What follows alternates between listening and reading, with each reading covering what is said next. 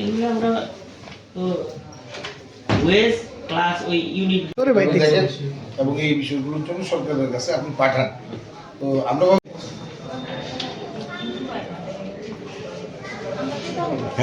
আমরারে যে নিয়মটার মধ্যে আছে ইটা করতে হবো হিটা করতে হবে এটা করতে হবে এতটুকু সুতা করতে হবে এই করতে হবে সেই করতে হইব মানে কয়েকদিন পর পর একটার পর একটা আমরারে প্রসেস দেখাইতেছে কিন্তু আমরারে যে টাকা দিয়ে বাড়াইতে হইব এই জায়গাটা তারা যাইতেছেই না।